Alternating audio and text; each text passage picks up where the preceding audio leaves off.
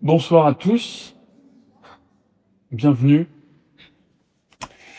Bienvenue à la Sainte-Baume, bienvenue pour ces rencontres autour de Marie-Madeleine, pour cette première édition qui, voilà, dans la tête de ceux qui ont organisé l'événement, appellera, j'espère, une suite. Voilà, un événement qui a vocation à se répéter si tout se passe bien. Donc je suis le frère Patrick Marie, le recteur de ce sanctuaire. D'abord, je vous rappelle peut-être très rapidement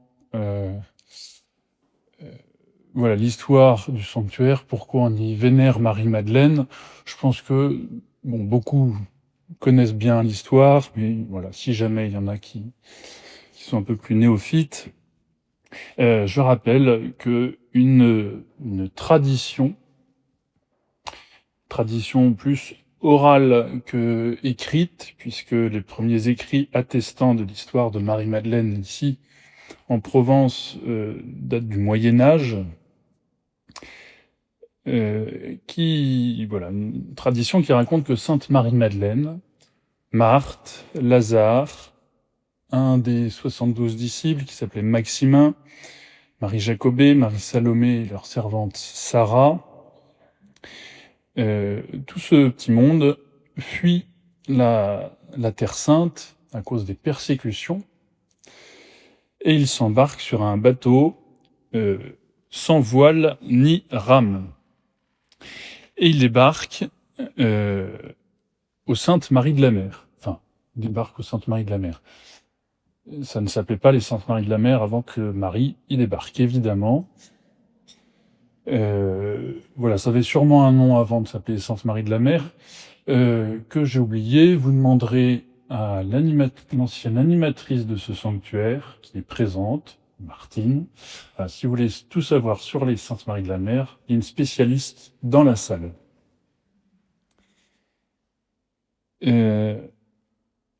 Voilà, il débarque, donc Marie Jacobée, Marie Salomé et Sarah restent aux Saintes Maries. Marie-Madeleine, elle, évangélise la ville de Marseille, d'Aix-en-Provence, et puis, pensant que sa mission était un peu accomplie, elle remonte un petit cours d'eau qui s'appelle l'Uvaune, qui se jette dans la mer à Marseille et qui prend ses sources un peu plus bas dans la vallée. Elle remonte jusqu'ici, et elle reste dans cette grotte pendant 30 ans. Alors quand je fais visiter la grotte et que je dis que Marie-Madeleine est restée 30 ans dans la grotte, tout le monde me demande mais qu'est-ce qu'elle faisait, comment elle mangeait, comment elle vivait, je suis désolé, elle a pas laissé son journal de bord, donc j'en sais rien. Est-ce qu'elle était une vraie ermite? Est-ce qu'elle allait de temps en temps évangéliser dans la vallée? Voilà, on ne sait pas trop. Sachant que la vocation d'ermite, comme on la connaît aujourd'hui, n'existait pas à l'époque, il est tout à fait probable qu'il continuait à prêcher. Après tout, elle est l'apôtre des apôtres. Tout ce qu'on sait, c'est qu'elle était élevée 7 fois par jour par les anges jusqu'au sommet de la montagne. Sur cette montagne qu'on appelle maintenant le Saint-Pilon. Donc c'est pour ça qu'au-dessus de la grotte, vous avez une petite chapelle qui a été construite. Alors je sais, un bateau sans voile ni rame, élevé 7 fois par jour par les anges, ça fait pas mal d'extraordinaire à avaler. Alors, à l'époque, on se soucie moins de la véracité historique, et on n'hésite pas à enjoliver un peu les choses pour montrer que les personnes étaient bien saintes. Alors, est-ce qu'on la voyait faire l'ascenseur 7 fois par jour? Je n'en sais rien. En tout cas, ça veut dire qu'elle priait beaucoup. Quand on rencontre Dieu dans la Bible, c'est toujours au sommet de la montagne, au Sinaï, à l'Horeb, au Tabor, au Golgotha. Et puis après ce temps dans la grotte, Elle redescend dans la vallée, elle va à la rencontre de son compagnon de voyage, Maximin. Elle reçoit une dernière communion au corps et au sang du Christ, et elle meurt dans cette ville qui s'appelle maintenant Saint-Maximin. Et voilà. Alors, un petit mot aussi sur qui est-elle? Parce qu'on ne sait toujours pas. Ceux qui connaissent un peu le sujet savent qu'il y a un débat encore aujourd'hui. Qui est Marie-Madeleine? Des 3 noms apparaissent dans l'Évangile. Marie de Magdala. Marie de Magdala fait partie du groupe de femmes qui suivent Jésus. Et on dit qu'elle est délivrée de 7 démons. On retrouve Marie de Magdala au pied de la croix, et au matin de la résurrection, c'est la première à voir le Christ ressuscité. Un autre nom apparaît, c'est Marie de Béthanie, la sœur de Lazare et de Marthe, que l'on voit apparaître dans cet épisode que les maîtresses de maison adorent. Voilà. Il y en a qui râlent déjà. On la voit à la résurrection de Lazare, à la réanimation de Lazare par Jésus, et puis elle fait une onction sur les pieds de Jésus dans Saint Jean, sur la tête de Jésus dans Saint Marc et Saint Matthieu. Puis vous avez une femme qui n'a pas de nom, comme souvent les femmes de mauvaise vie dans l'Évangile, elles ne sont pas nommées. Là, il s'agit d'une pécheresse dans la ville. Vous avez aussi la femme adultère, la samaritaine, mais on ne leur donne pas de nom. Alors, la tradition en Occident qui a identifié ces trois femmes à la suite d'un sermon de saint Grégoire le Grand. Et Marie-Madeleine, pendant plusieurs siècles, en Occident, c'était la pécheresse, c'était la sœur de Lazare et de Marthe, et c'était la première témoin de la résurrection. Qu'en est-il aujourd'hui? Alors, sachez que dans l'Église d'Orient, ça n'a pas été le cas. On a fait la distinction de ces 3 femmes. Aujourd'hui, même dans l'Église d'Occident, c'est assez discuté. On est plutôt globalement en faveur de la distinction. Mais bon, il y a matière à discuter encore. On va pas prendre cet angle-là, ou très peu, durant ces journées, parce que d'abord ce serait un peu stérile. Les pères de l'Église n'étaient pas d'accord. Aujourd'hui, on est toujours en train de rechercher. Je pense qu'on aura la réponse définitive au ciel. Donc on va pas se lancer là-dedans, dans ce débat. Et ici, voilà, on va parler de Marie-Madeleine au cœur d'un lieu où il y a une dévotion envers Marie-Madeleine et une dévotion envers cette femme qui est une pécheresse, qui est la sœur de Lazare et de Marthe, et la première à voir le Christ ressuscité. Donc, on va un peu faire l'hypothèse qu'il s'agit d'une seule et même femme.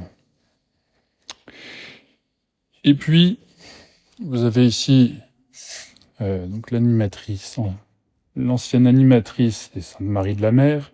Vous avez le recteur de Saint-Maximin, le recteur de la Sainte-Baume, et tout ce monde-là est un petit peu on est un peu les derniers des Mohicans, peut-être, mais on aime bien que ces 3 femmes n'en soient qu'une. Alors, je sais pas s'il y en a qui ont vu l'enquête corse. Il y a un étranger qui demande « Est-ce qu'on peut se moquer des Corses ?» Et le Corse répond « On peut, mais il faut pas le faire. » Ben là, c'est pareil. Vous pouvez penser que c'est 3 femmes, mais il faut pas le dire, en tout cas pas trop fort.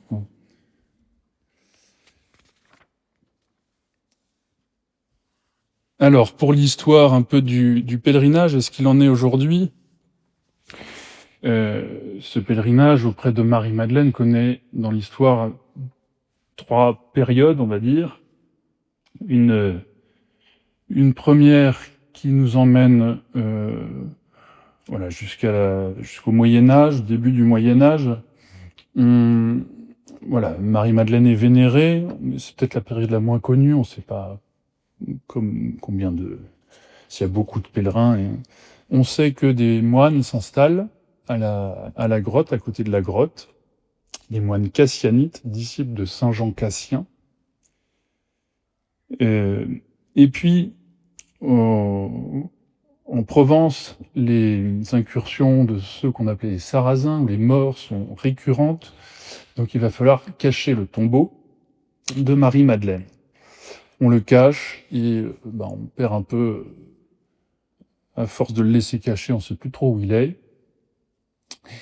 Il est retrouvé en 1279 par le comte de Provence, qui donc on dit qu'il a eu une apparition de Marie-Madeleine, qui lui indiquait où était le tombeau, et qui lui disait de faire venir ses frères, les dominicains.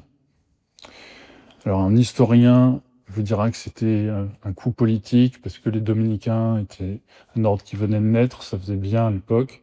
Bon, moi je préfère la version où on est les frères de Marie-Madeleine. Donc il fait construire la basilique de Saint-Maximin, et il fait venir les dominicains. De cette période jusqu'à la Révolution, c'est la grande période pour le pèlerinage. Les rois de France viennent ici, les papes viennent. Voilà, aujourd'hui ils viennent à Marseille, ils viennent même pas à la Sainte-Baume. Et donc en plus, il n'y a pas non plus énormément de lieux de pèlerinage en France. Enfin, maintenant il y en a beaucoup, mais c'est que la Vierge Marie est apparue. À l'époque, elle n'était pas apparue, ni à Lourdes, ni nulle part. S'il y a Notre-Dame du Lot, un peu avant la Révolution, mais... donc voilà, quand on fait un pèlerinage en France, on vient vénérer Marie-Madeleine.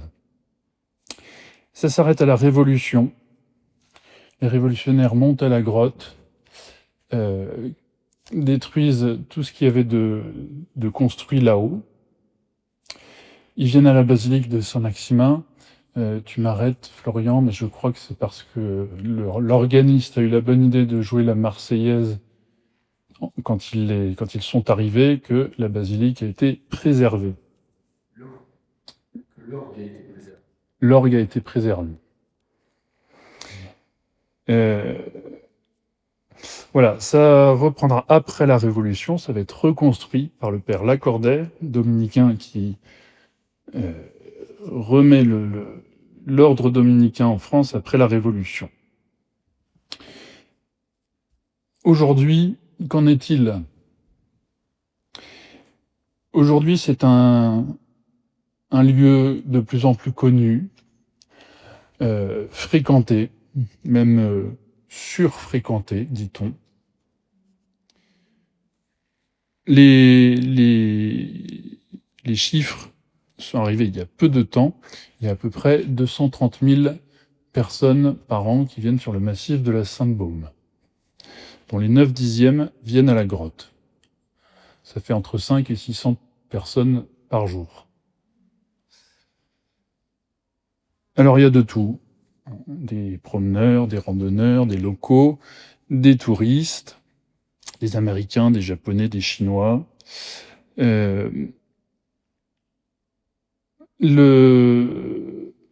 L'aspect spirituel attire, pas forcément religieux ni catholique.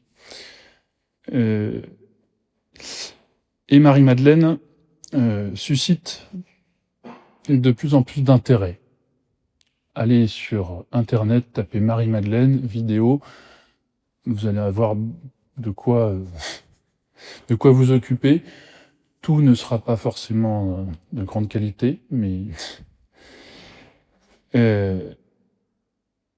On observe qu'on a un public majoritairement féminin. Marie-Madeleine est une figure féminine pour beaucoup. Mais le problème, c'est que elle l'est sans doute moins pour les catholiques que pour d'autres courants spirituels, qui peuvent voir en Marie-Madeleine la femme, l'alter ego du Christ, voire plus si affinité. Or, dans l'Église, Marie-Madeleine a quand même s'est vue rehaussée en dignité avec le pape François. Vous savez, quand on fête les saints, on peut en faire une simple mémoire. On cite son nom dans les prières de la messe. Alors, il y a des saints qui ne sont pas connus, c'est des mémoires qui sont facultatives. On peut... d'autres saints plus importants, on fait mémoire de manière obligatoire. Et puis d'autres, on dit que c'est une fête. Et donc à la messe, vous avez un Gloria. Vous avez les textes propres qui sont choisis pour la figure de sainteté. Et puis vous avez la solennité. La solennité, c'est un dimanche. Voilà. Il y a un Gloria, il y a le Credo, il y a tout, il y a 2 lectures, etc. Marie-Madeleine, jusqu'en 2016, était une mémoire obligatoire.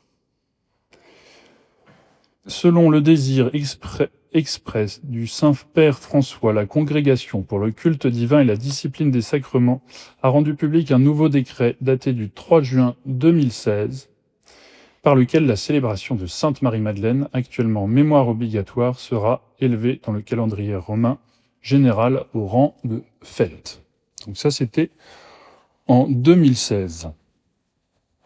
Pourquoi c'est marqué, la décision s'inscrit dans le contexte ecclésial actuel, qui demande de réfléchir plus profondément sur la dignité de la femme, sur la nouvelle évangélisation et sur la grandeur du mystère de la miséricorde. Voilà. Pour ces 3 un peu défis de l'Église, eh bien, Marie-Madeleine est un exemple, et donc on la met en lumière. Alors, pour creuser, par exemple, le mystère de la femme, vous allez me dire, il y a la Vierge Marie. C'est vrai, elle est la première, elle est l'Immaculée Conception, elle est parfaite, elle remplit toutes les cases. Voilà, parcours sans faute. Mais elle peut donner l'impression, et je dis elle peut donner l'impression, d'être trop parfaite, d'être un peu écrasante par sa perfection et sa pureté. Je ne dis pas qu'elle l'est, hein. Il n'y a pas plus humaine et plus miséricordieuse que la Vierge Marie, mais elle peut donner cette impression. Marie-Madeleine est plus accessible. Et il faut reconnaître que même voilà, tout ce qui peut être dit sur la relation Marie-Madeleine et Jésus n'est pas à prendre pour argent comptant, hein, évidemment. Néanmoins, elle a quand même un lien privilégié avec le Christ. C'est sa petite préférée quand même. Hein. Il la défend toujours. Hein. Voilà, il est toujours de son côté. Et voilà, Marie-Madeleine, en tant que... Elle est quand même apôtre des apôtres. C'est elle qui porte la bonne nouvelle aux apôtres eux-mêmes. Elle est là de la croix jusqu'à la résurrection. On peut penser qu'elle a encore quelque chose à dire. L'Église a la vérité, mais comme un dépôt. Elle ne détient pas une vérité qu'elle possède entièrement et pleinement. Tout lui a été donné. On verra demain des textes des pères de l'Église qui parlent de Marie-Madeleine. À peu près tout est dit. Néanmoins, je ne sais pas si on l'a un peu oublié, si on n'a pas assez creusé. Voilà, mais le cadeau, le dépôt de cette figure est encore un peu un cadeau à déballer. Le mystère est encore à mettre en lumière. Donc c'est dans cette optique que nous avons pensé à ces rencontres pour échanger, partager sur, après la Vierge Marie, je pense, la plus grande sainte de l'Église, dans ce lieu où elle est vénérée depuis 2000 ans. Alors, un petit tour vite fait du programme pour voir ce qui vous attend. Les deux matinées, en tout cas demain matin, c'est vraiment essayer de mieux connaître Marie-Madeleine. On va avoir un commentaire des évangiles par le père Florian Racine, recteur de Saint-Maximin.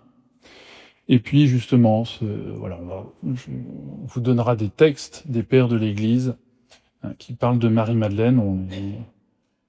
On les lira en petits groupes et on fera une restitution pour juste ne serait-ce que prendre connaissance de tout ce qui a été dit sur elle. Et cette année, on a axé un peu sur la question du désir. Marie-Madeleine, femme de désir. Donc l'après-midi, vous aurez 2 interventions. La première, c'est une intervention d'un couple, Myriam et Xavier David. Alors, pour ceux qui ne connaissent pas la grotte, si jamais il y en a, dans la grotte, vous avez un mur où il y a maintenant plus de 1000 petites plaques posées sur le mur qui sont avec des prénoms, qui sont les prénoms d'enfants qui n'ont pas vu le jour. Donc c'est une initiative de l'association Mère de Miséricorde et qui s'appelle le chemin de la consolation. Et voilà, Myriam David s'est occupée de ce chemin pendant plusieurs années. Elle viendra nous parler de cela, de la consolation au désir du ciel. Et puis une question, voilà, de fond sur le désir, avec un regard philosophique et théologique par le frère Paul-Dominique de Mallet, et un regard psychothérapeute par Madame Rebecca Rétière. Le lendemain, on recommence sur un approfondissement de Marie-Madeleine dans les évangiles, dans la Bible en général, par Marie-Laetitia Calmein, théologienne. Et puis un deuxième atelier de lecture sur la question de la femme. On a choisi plusieurs textes, beaucoup plus récents que les pères de l'Église, là, pour le coup. Texte contemporain sur la figure de la femme. Et l'après-midi, encore la question du désir, le désir au féminin, par sœur Soisic Lachaise, qui nous vient de Corse, qui arrivera demain.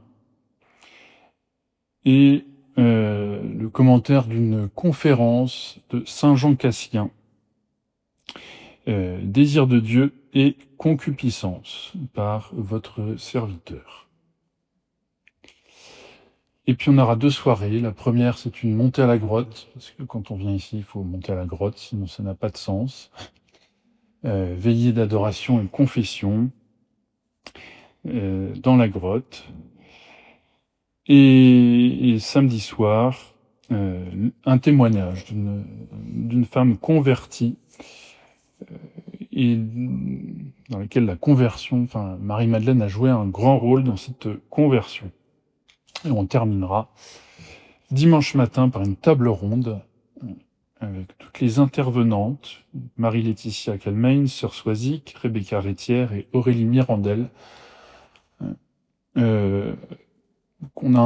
table ronde qu'on a intitulée Femmes en mission. Marie-Madeleine est l'apôtre des apôtres et c'est une femme. Alors voilà, peut-être que différentes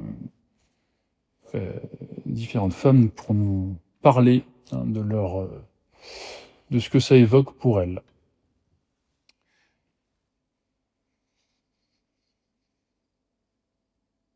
Et bien voilà, après ce sont des détails un peu techniques. Il y a eu vous avez peut-être ce programme. Sur ce programme, il est marqué demain 15h de la consolation au désir du ciel par Myriam et Xavier David. Comme ils doivent repartir assez tôt, ils ont préféré avancer leur conférence. Elle aura lieu à 14h30. Donc c'est l'affiche qui est dans le hall qui fait foi.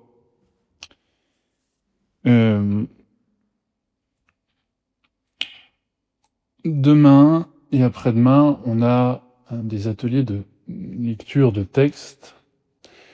Tous les textes sont mis sur le site internet.